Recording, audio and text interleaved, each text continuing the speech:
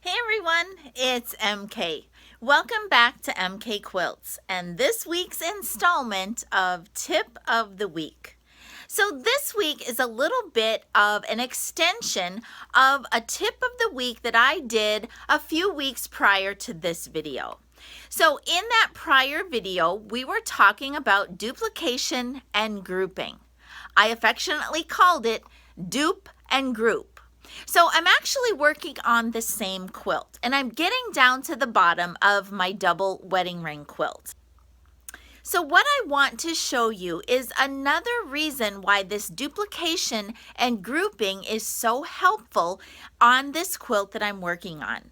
Now, in the other tip of the week, we talked about the fact that doing some of the duplicating and grouping could save you some time at your quilt so that you did not have to do open and close and stitch, open and close and stitch, and over with those steps.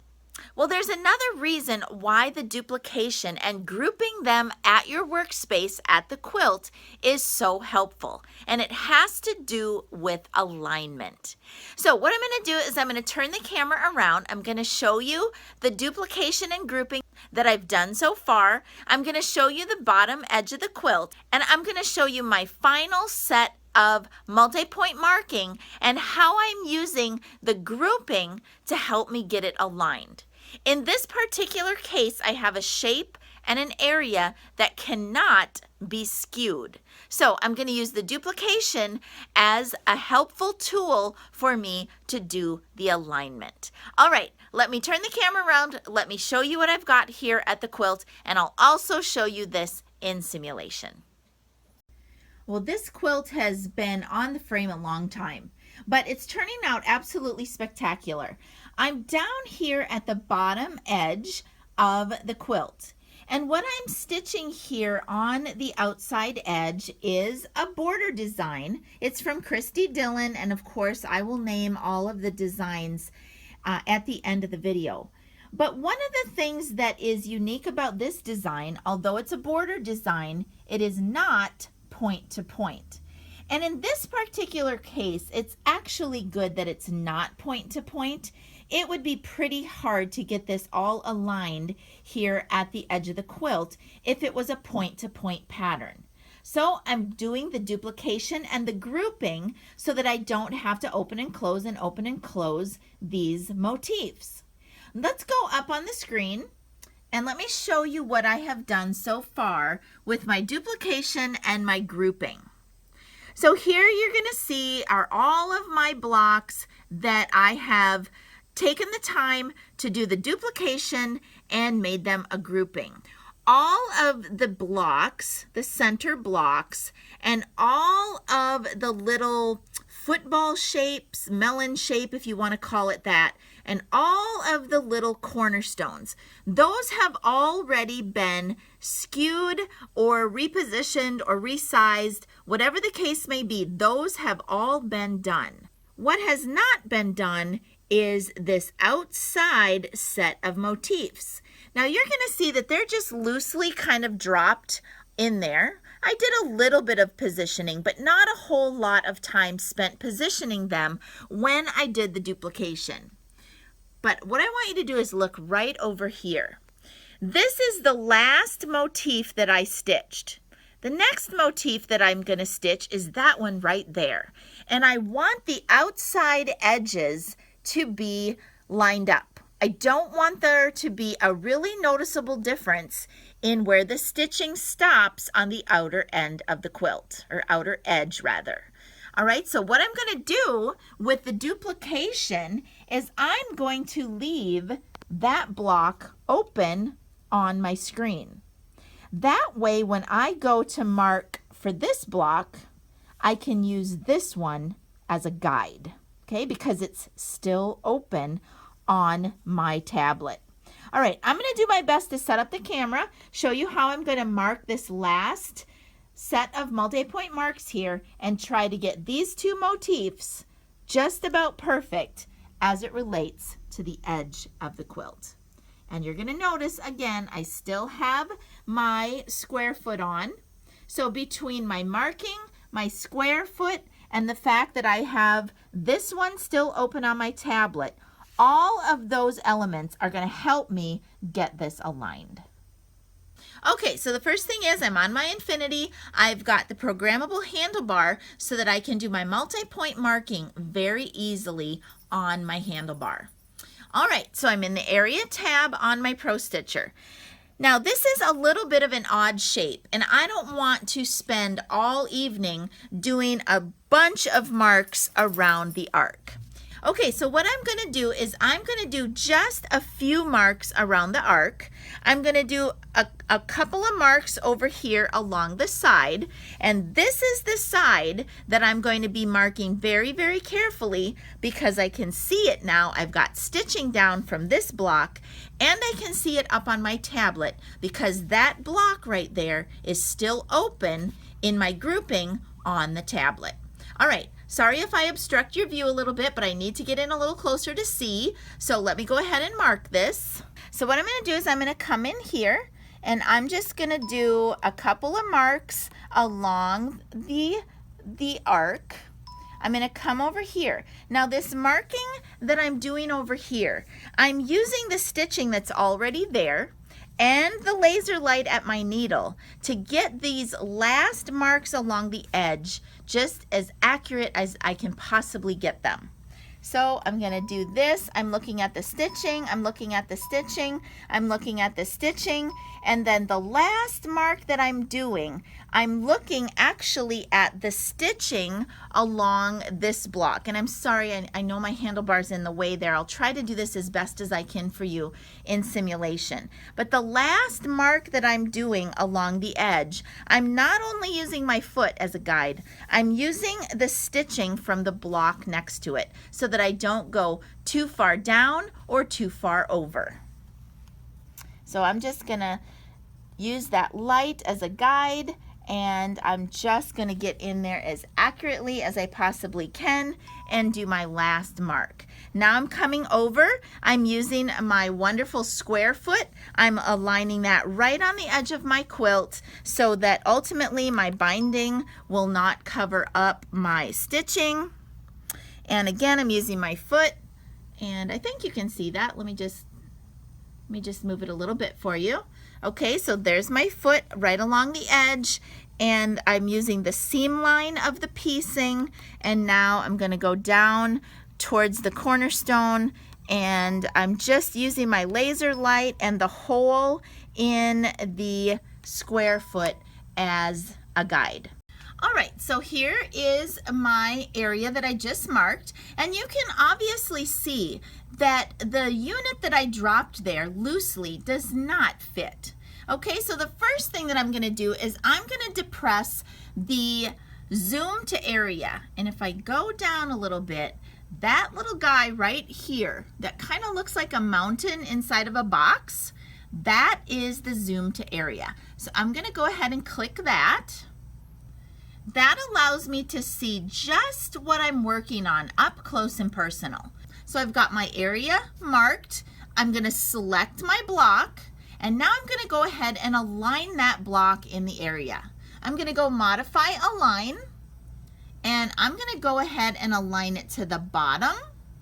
And then for my horizontal alignment, I'm actually going to use the horizontal stretch so that that can get stretched to fit the area side to side. Now I need to do some adjusting here because I can see that my stitching is a little bit higher than my area. And the other thing that I am specifically looking at, and I'm going to just turn the camera a little bit and I'm going to zoom in, and let me turn my area box off, and I'm going to turn my bounds box off. And what you can see here, I'm hoping that you can see, is I'm just a little bit over the stitching from the block next door. Well, I don't want to be over the stitching on the block next door. The other thing that I can see is I'm just a hair. This one right here is just a hair further down than the one next to it.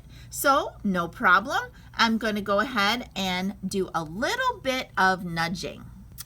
Okay, so you zoomed back out here. All I'm going to do is go into modify reposition, And let me scan over so you can see. I'm really sorry, you guys, with having only one set of hands, being by myself tonight, it's a little bit difficult. But you can see that my nudge digit is on a very small digit. So all I'm going to do is nudge that to the left, and I'm going to nudge it up. I'm actually going to nudge it up 2 little nudge distances there. Just 2 little taps. I'm going to turn my area box back on and my bounds box back on. Now I can see, well, yep, it's still not fitting, so I'm going to modify resize. I'm going to resize it on the height only, and I'm just going to make that a little bit smaller. As I did that, my alignment got a little bit messed up, so I probably wouldn't have needed to nudge that before, would I? But this is what it takes to get this outside edge to be as perfect as I possibly can get it. All right, so that looks pretty good. I'm still a little bit over the area box right here, so I'm going to go ahead and resize this again down just a little bit. And the reason I'm taking so much care to do this is because I really want this edge right here. I really want that to be really, really nicely aligned. I'm trying to get my stitching inside of the area box right there, and it's just about perfect. This is just about perfect. It's not overlapping anymore. And the only thing that's a little bit outside of the area box is this part of the stitching over here on the left. But I'm actually not concerned about that side right now, because ultimately when I go to stitch out the block next to it, the block here on the left, I'm going to use this stitching as my guide, and I'm going to use the edge of the stitching as my guide. So I'm really mostly concerned about this edge. It looks good. The bottom edge looks like it's aligned properly, and I'm just barely touching my area box right here on the arc. And so I think what I can do is just massage my quilt a little bit and get that so that the stitching doesn't overlap my arc. Okay, here we go. With all of that adjusting that we've did, we certainly don't want to lose it, right? So if you've taken any of my classes, you know that what we're going to do now is baseline, and we're going to save it. So I've decided to skip the simulation steps. Just know that I went ahead and did a save workspace, and now I'm going to stitch.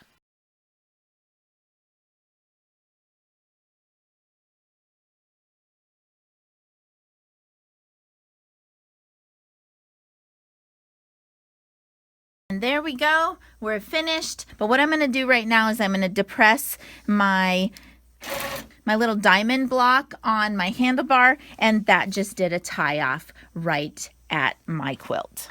Okay, so we just break our threads, and now I can really see that that lined up really, really nicely over there. I'm not too close to my edge. I wasn't too close to my arc. I'm just a smidge over on this side on the left, but as I mentioned, when I go to place this block, I'm just going to make that line up perfectly again.